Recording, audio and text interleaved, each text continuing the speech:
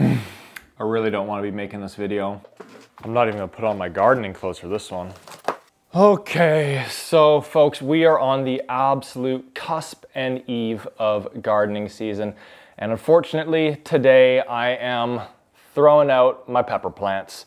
And you might be wondering, why am I doing that right before the season? Especially given that they look fairly healthy. It's one word, aphids. And so right now I'm kind of feeling like a little bit of a failure, and I did not want to put this video together.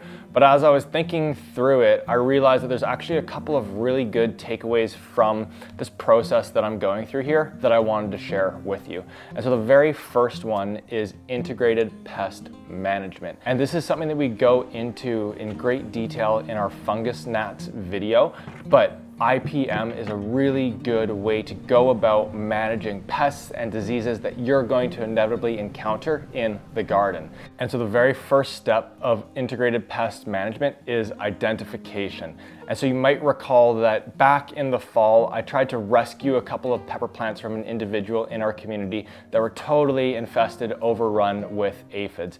And I really did everything I could here. I pruned all the foliage back, I pruned the roots back, I rinsed them, sprayed them with neem oil, and then I even put them into their own little isolated area so that I wasn't tracking any pests into my seed starting station.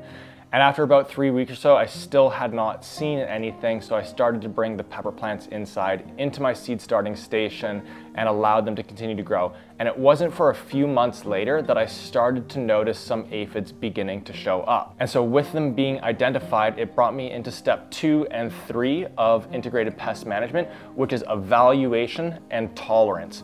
And so from an evaluation perspective, to be honest, it hasn't been a terrible issue. When we look at the plants, they're healthy, they're doing well, they're putting out foliage growth, they're putting out flowers, they're not in a bad position. But from a tolerance perspective, we're at the very beginning of the gardening season, and I don't want to be putting a plant into my garden that is already battling with a pest. I think that's only going to perpetuate the problem as we go into the season. It would be a much different conversation if this was something that was happening in July or August in the back half of the season. And so because of that, my tolerance level has been trying to get this aphid infestation down to 0. And so that brings us into step 4 of integrated pest management, which is action. And folks, I have taken a whole bunch of actions over the course of the last several months. I've sprayed them with neem oil and soap. I've squished them with my fingers.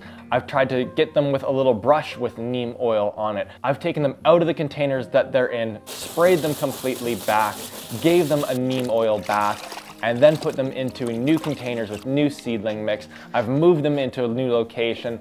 But what I've noticed when monitoring the pepper plants after taking a specific action is that in the following days to week, I begin to notice 1, 2, and then the number of aphids begins to increase as time goes on, unless I take another action once again. And so it really begs the question, like, why don't I just continue to do that and take those actions and keep the population under control? And this brings me to the second really big important takeaway from this video, and that is because over the course of the last few months, it has kind of sucked all of the enjoyment out of taking care of my pepper plants. Rather than checking in on them to see how they're growing, I'm kind of dreading that moment of going and looking at them and seeing how they're doing. And that is not at all the energy that I want to be bringing into the gardening season.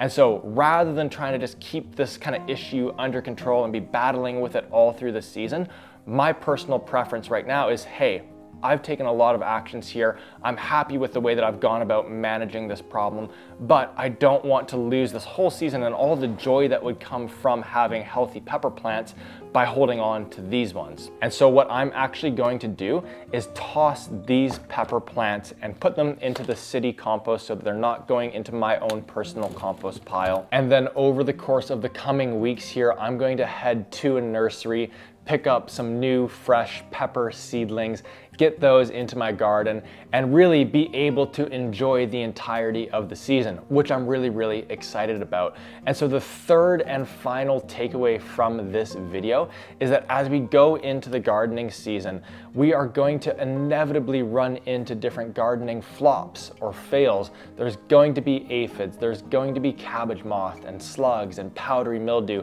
and things that just don't go the way that we hoped for them to happen.